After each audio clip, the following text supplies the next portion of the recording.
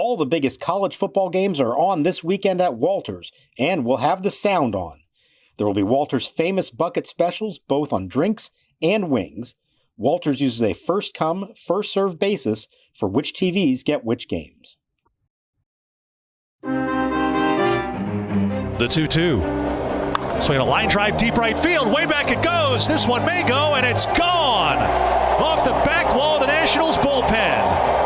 Nationals 1, Braves nothing. Daylen Lile smashes a line drive home run to straightaway right field for his 6th of the year. Daylen Lile continues to impress as the rookie circles the bases with a bullet of a home run off of Spencer Strider. 0-2 the count. Ribalta to the plate. Swinging a fly ball deep right. This is trouble. Way back it goes, and it's going to be gone. Off the mound in the Nationals bullpen in right field, Drake Baldwin with a 2-run homer. It's now 11-3 Atlanta. That is Baldwin's 16th of the year. Rookie of the Year hopeful with a 2-run shot. He's driven in 4 tonight with 3 hits in his last 3 at-bats. And welcome to Nats Chat, along with MASNsports.com Nationals insider Mark Zuckerman, who is at Nationals Park. I'm Al Galdi, host of the Al Galdi podcast. As we have discussed, it is not a given that the Nationals are going to finish MLB's 2025 regular season with the worst record in the National League East. The Nats entered Monday 4 games behind the Atlanta Braves for 4th in the division, and on Monday evening played Game 1 of a 4-game series against the Braves at Nationals Park, the first of 7 games against the Braves over the Nats' next 10 games. But the Nats on Monday evening got routed by the Braves, an 11-3 loss. The Nats now are 62-88, second worst record in the National League, 5 games behind the Braves, who now are 67-83. We appreciate you listening to the Nats Chat podcast. You on Apple Podcasts and on Spotify can both rate the podcast and write reviews. We appreciate the ratings and reviews very much. They help out the podcast a great deal. Coming up on the show, an update on the Nats search for a head of baseball operations and an update on Nats starting pitching prospect Jarlin Susana. But Nats starting pitcher Mitchell Parker, he on Monday evening had another rough outing. The Nats bullpen, which has cooled off, had another bad game. And while Daylen Lile remains on fire, the Nats offense scored just 3 runs. Daylen Lile's OPS now is just 6 points lower than James Wood's OPS. Let that sink in. But Mark, Daylen Lile can only do so much. He can, and who would have thought, Al, that he'd be the only thing going for the Nats right now and their best hope of finishing out strong. That's not the way they drew this up. Now, all the credit to Lile. He has been fantastic in September. He's now got the highest OPS of any rookie in the National League who's taken at least 300 plate appearances. We've been talking about Rookie of the Year candidacy and how he's probably not going to win the thing, but maybe he's going to get some down ballot votes. In a year where it's wide open, he is making a case for himself. And if he keeps this up, it's going to get pretty interesting here down the stretch. Now, that said, from a national standpoint, they need a lot more than Daylen Lile. And the fact that James Wood is only 6 points better than him now says a lot about how far James Wood has fallen, where he's got to finish strong just to keep himself over 800. And that is not a position anybody thought he would be in a couple of months ago when he was way over 900, around 950, if I remember right, at the All-Star break. It's tough. These are the dog days. You got 2 weeks to go, but it is imperative that all of these young players keep it together, find whatever motivation they need to finish out this season, because a September slump can really hurt those numbers in the end. And I know you say, oh, what difference does it make at the end of a losing season? Those stats are going to show up forever on your 2025, baseball card and baseball reference page. And you don't want those to look like you had a much worse season than you did. You want to finish this thing strong and make sure that this season goes down as a good one for you on a personal level. Daylen Lile, the best hitting Nats outfielder for weeks now. It is amazing what he's doing. He on Monday evening as the Nats starting DH and number 4 batter went 2 for 3 with a solo homer, a single, and a walk. He did get picked off at first base. I keep bringing this up. Lyle makes a lot of outs on the base pass, and he has not been overly impressive in the field, but man, is he killing it as a batter. Lyle in a Nats 1-run second, leadoff homer to right field for a 1-0 Nats lead, despite having been down in the count at 1.02. Really good plate appearance by Daylen Lile. So you look at his numbers now at the major league level this regular season. Remember, he's not spent the entire season at the major league level. 310 plate appearances, OPS OPS of 814. As mentioned, his OPS just 6 points lower than James Wood's OPS. Now, Wood has many more plate appearances. We need to make that clear. Daylen Lile is not a qualified batter for the Nats in the way that James Wood is. But Wood in this game on Monday evening, another underwhelming performance. He is the Nats starting left fielder and number 2 batter, went 0 for 4 with a strikeout. His OPS now is at 820. His OPS as of games through July 3rd, you just alluded to this, was 958. So Wood's OPS has dropped 138 points over the last 2+ months. And so, yes, Daylen Lile's OPS at 814, James Wood's OPS at 820. Dylan Cruz's OPS is 630. He on Monday evening as the Nats starting right fielder and number 7 batter, 0 for 3 with a walk. His OPS now at 630 over 278 plate appearances at the major league level this regular season. So he has fewer plate appearances than Lile has, but with Cruz, I mean, we are waiting and waiting and waiting for the results to come. And they're not coming. And while he at times does hit balls hard, he also has some bad plate appearances. And we saw some of that in this game. Yeah, you saw him chase some pitches way out of the zone. He had really, the game was still competitive in the 4th inning, a chance to do something with the bases loaded and 1 out. And he swings at 2 breaking balls in the dirt, literally in the dirt. Then manages to take one and it's 1-2, but then chases a fastball way outside the zone and taps the ball about 2 feet in front of the plate. The catcher steps on the plate, throws to first, inning-ending 2-3 double play. Just a killer of a double play and a really bad at bat. And that's one of those where if you're Dylan Cruz and you go back, if he just had not taken the bat off the shoulder, if he had just taken 4 pitches, he would have drawn a walk and driven in a run in the process. Patience is key. When teams know you're going to chase, they're going to try to exploit that. You got to force them to put it in the zone. That is, I think, his number 1 area of need this winter heading into next season. Cut down on the chases, and all of a sudden you start getting more pitches to hit over the zone. C.J. Abrams, as the Nats starting shortstop and number 1 batter, went 1 for 3 with an RBI single and a walk. The Nats in this game, just the 3 runs, just 6 hits, which were the homer and 5 singles. The Nats did work 5 walks, did go 2 for 5 with runners in scoring position, but Brave starting pitcher Spencer Strider was quite good. 1 run in 7 innings with 6 strikeouts. As for the Nats starting pitcher in this 11-3 loss to the Braves on Monday evening, Mitchell Parker, another rough outing. 6 runs in 5 innings. He gave up 10 hits, which were a home run, 2 doubles, and 7 singles. He issued a walk. He recorded just 1 strikeout. He threw 103 pitches, 66 strikes, 37 balls. Now, Parker began his outing in a good way, 3 scoreless innings, but top of the 4th allowed 2 runs, top of the 5th allowed 3 runs as he gave up a 2-out, 3-run homer by Matt Olson to right field for a 5-1 Braves lead. And interestingly, Nats interim manager Miguel Cairo had Mitchell Parker go out there to begin the top of the 6th, and Parker gave up another run. Now, you understand what Cairo is doing here. The Nats have a doubleheader on Tuesday in the midst of this stretch of 14 games in 13 days.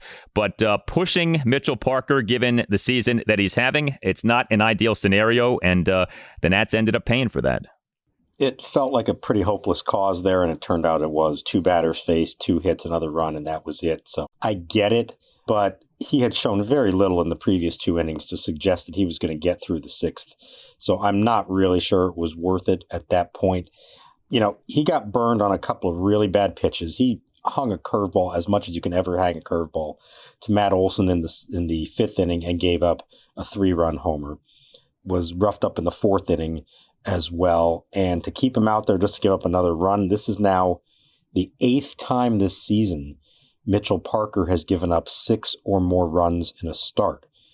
That matches the Nationals club record for a single season of starts giving up 6 or more runs. And you'll never guess who held that record. That would be one Patrick Corbin, who did it not once but twice, 2021 and 2022. Parker still got 2 more starts on the docket.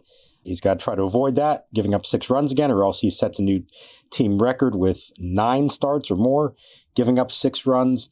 This is who he is right now. The ERA is at 5.85. He's trying to search for some positives. He was good in his last start in Miami. There wasn't a whole lot to be thrilled about here. Made some pretty bad pitches to some pretty good hitters and paid the price for it. Mitchell Parker for this regular season, 30 starts. Mark mentioned the ERA 5.85, worst among all qualified pitchers in the majors. The WHIP 1.47, worst among all qualified pitchers in the majors. It is painful to say, but he quantifiably has been the worst qualified pitcher in MLB this season. It has become a nightmare of a season for Mitchell Parker. Hey, a great supporter of the Nats Chat podcast for years now has been Window Nation. If you want new windows, if you need new windows, contact Window Nation. Tell Window Nation that Al Galdi from the Nats Chat podcast sent you. That helps out this podcast a lot, and that gets you a great deal on great Window Nation windows. In fact, now is the best time of year to get new windows. Whether you have old, drafty windows or cheap builder-grade windows, September is the perfect month to protect your home from cooler weather. And right now, Window Nation is offering its most popular offer: buy 2 replacement windows, get 2 for free. Plus, you won't pay any interest, pay any monthly payments, or pay any down payment for 2 years. 866-90-NATION or visit windownation.com and tell Window Nation that you want the deal that you heard about from Al Galdi on the Nats Chat podcast. With Window Nation, you get top quality windows from a trusted company, all at a reasonable price, because Window Nation knows that replacing windows is an investment, and Window Nation wants to make the investment affordable to you. And do not miss this great offer from Window Nation. For listeners of the Nats Chat podcast, the offer is good until September 30th. Buy 2 windows, get 2 free, and you pay nothing for 2 years. 866-90-NATION or windownation.com. That's 866-90-NATION or windownation.com. And tell Window Nation that Al Galdi from the Nats Chat podcast sent you. Listen, life's all about leveling up. Whether you're handling business on the field or kicking it in your zone, you like to celebrate with cigars that match the moment. That's why you should link up with Famous Cigars to bring you a wild deal. Right now, you can grab 8 premium cigars for just $8. You heard that right. 8 top-rated cigars at $1 a stick. Top quality brands like Oliva, Romeo y Julieta, and Davidoff. Hand-picked just for you and worth over $80. Hit up famouscigars.com/cam and lock in this exclusive deal. While you're there, check out their insane selection of premium cigars, all shipped fresh and fast from their massive 20,000 square foot humidor. That's half a football field. Famous Cigars has been in the game since 1939 and still family owned. So celebrate every win with the folks at Famous. 8 cigars for $8. famouscigars.com/cam. At Arizona State University, we're bringing world-class education from our globally acclaimed faculty to you. Earn your degree from the nation's most innovative university. Online. That's a degree better. Learn more at asuonline.asu.edu. No place to put him as Ogasawara delivers a swing and a line drive to left. That's going to be a base hit on one hop. 1 run is scored. Profar across the plate. They hold up Olsen at third as Wood gets it in. So second base hit to drive it a run for Baldwin. That's now Atlanta 8 and Washington 1. The Nats bullpen, which had been really good, lately has had some rough outings, and another rough outing was had on Monday evening. 3 Nats relievers combined to allow 5 runs in 4 innings. Shinosuke Ogasawara allowed 2 runs in 2 innings. Connor Pilkington was good. He tossed a perfect top of the 8th, but Orlando Revolta, 3 runs in 1 inning. He did record 3 swinging strikeouts, but he in the top of the 9th gave up 2 home runs. He gave up a 1-out solo homer by Ronald Acuna Jr. to left field for a 9-3 Braves lead. That homer going a projected 423 feet per Statcast, and Revolta gave up a 2-out 2-run homer by Drake Baldwin to right field on an 0-2 pitch for an 11-3 Braves lead. Orlando Revolta just brought back up from AAA Rochester. Here he is with a chance to, show well for himself, and he gives up 3 runs in an inning, including giving up 2 home runs. Yeah, when you send a guy down and have to bring him back up a few days later because somebody else got hurt, I always wonder, what must the player or the pitcher think to themselves? This team didn't think I was good enough to be in the big leagues. They sent me down, and then, oh no, wait, they want me back up here.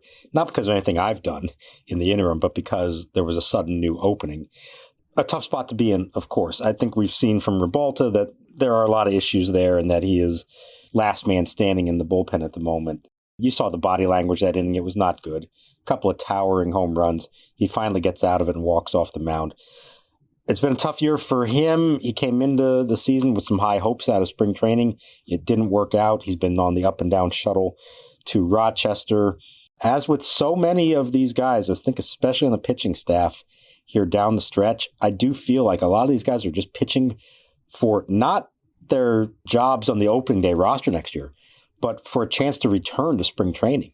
I think a really fascinating question once they, sort out the front office and everything is who stays on the 40-man roster?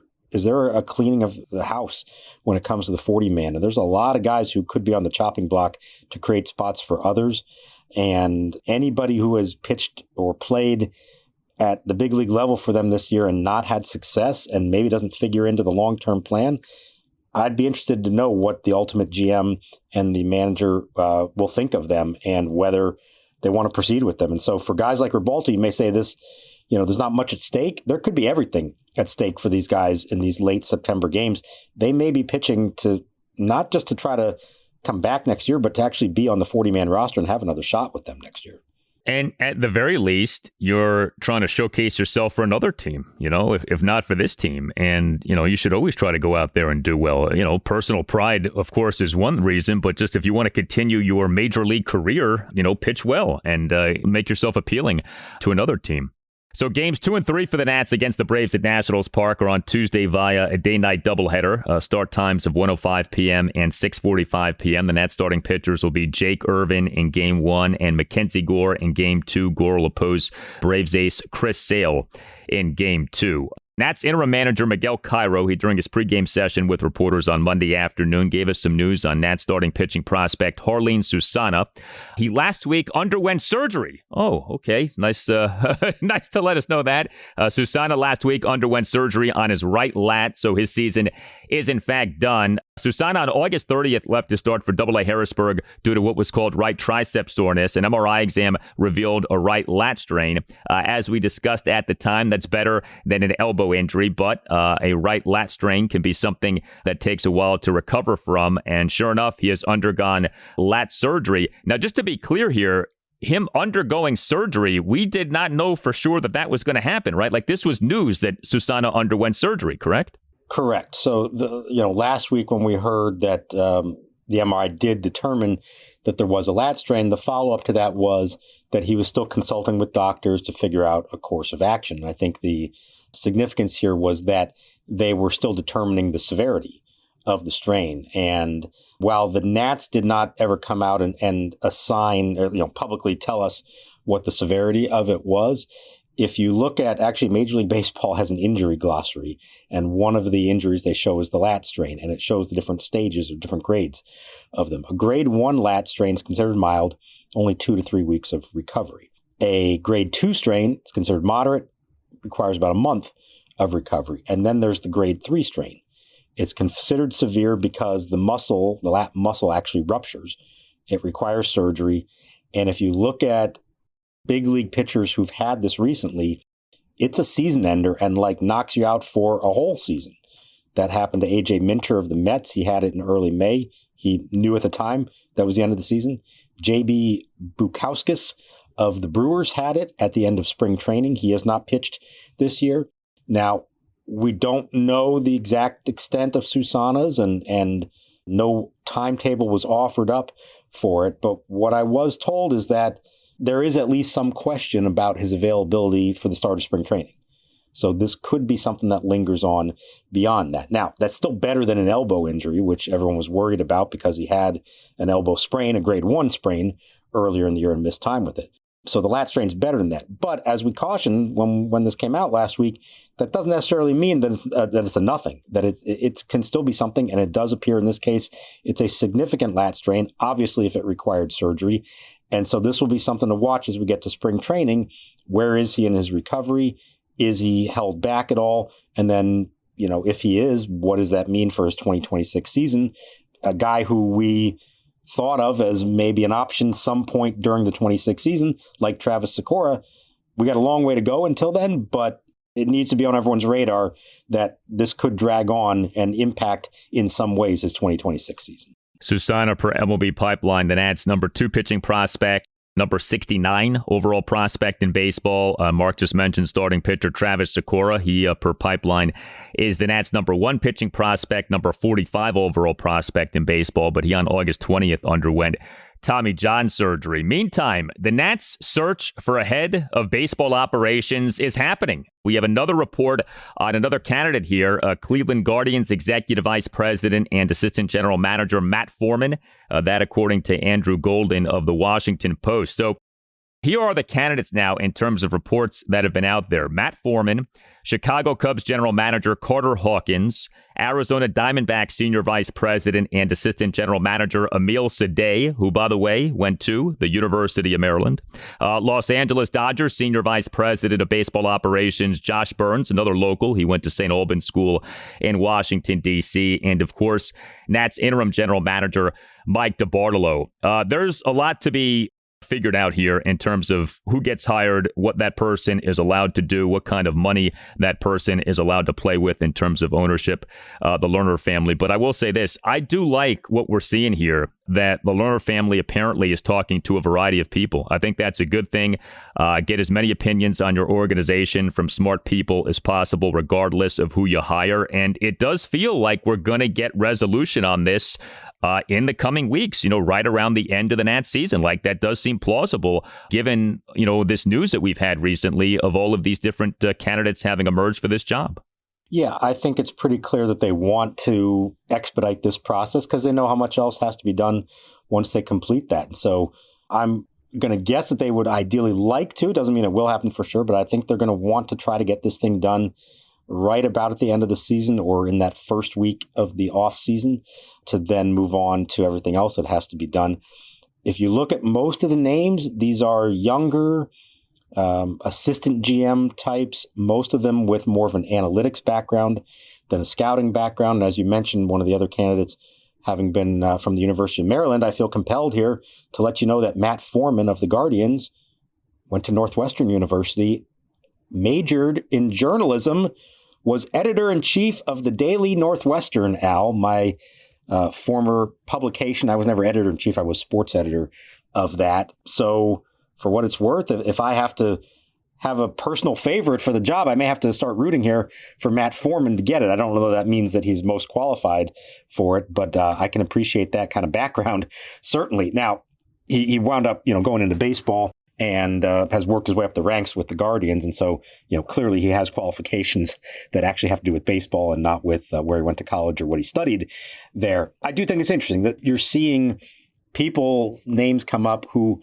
are much more of the modern GM types and not the traditional Mike Rizzo type. And that doesn't make one right or the other, wrong, anything like that, except to say that it does feel like there's a commitment here to going in a very different direction, and that whoever does get this job is going to have a very different background than Mike Rizzo had when he got this job. Boy, I would love to know, too, the extent to which the Lerners are being interviewed by these candidates. Because, you just think about this logically. If you're Josh Burns and you're working for the Dodgers and you're probably making good money, or you're Carter Hawkins and you already are the Cubs GM and you're probably making good money, and you're at the top or near the top of the baseball ops department of a really good team, you don't need this job with the Nats, right? Like, in a lot of ways, you need to be wooed. You need to be recruited. And I wonder to what extent these guys are sort of putting the spotlight on the Lerner family and saying, okay, if I worked for you, what would you do? What kind of budget would I have to work with? I mean, you think about a guy like Josh Burns. He understands what a budget is. He understands what infrastructure is. And, he's not going to come here if he's not given proper tools. Like, why would he come here? Why would he leave the Dodgers to come to the Nats if the Lerner family isn't willing to spend on infrastructure, isn't willing to spend on payroll? So I think that that's an interesting part of this. Like, if you are, especially a Burns or a Hawkins, coming from a team like the Dodgers or the Cubs, what are you thinking? What questions, perhaps, are you asking? I think another really interesting thing is going to be this. Whoever gets the job, do we find out if that person, in fact, was the top choice? Or does it come out that the Lerner family actually wanted this other person and he turned down the job? Do we get any reporting along those lines? I think that's going to be really interesting, too. Yeah, that's absolutely fair to ask. And, as I've been saying, I think really one of the interesting parts of all this is, are they hiring a president of baseball operations and a GM, or a president of baseball operations and then keeping Mike DiBartolo as the GM? Are they just going straight GM? How are they going to approach this? Is experience a factor at all? So far, Josh Burns is probably the most experienced of them. Carter Hawkins is GM, but he's not the lead guy in Chicago. That's Jed Hoyer. So that would be a promotion in that regard. Is it a first timer? Is it somebody with some kind of past experience? Is it somebody who would command a high salary? And, the real proof, as we've said all along, will be what kind of resources are they given and how do they go about trying to build a roster and a whole organization moving forward. And it's one of those things, like, we're going to hopefully get the name of the new head of baseball operations here soon, but we're not going to really know how this all shakes out, what they're capable of or what they've been given the ability to do, until we get closer to spring training and actually see the changes that are made and what the roster looks like and how much money they've spent. So step one, the most important step, yes, naming a guy, but there's a lot more to it. It's okay, you could name somebody, but now what are they going to have the ability to do, and can they go execute whatever that plan is over the course of the winter? And we could get the naming of that person sometime soon, next week and a half, 2 weeks.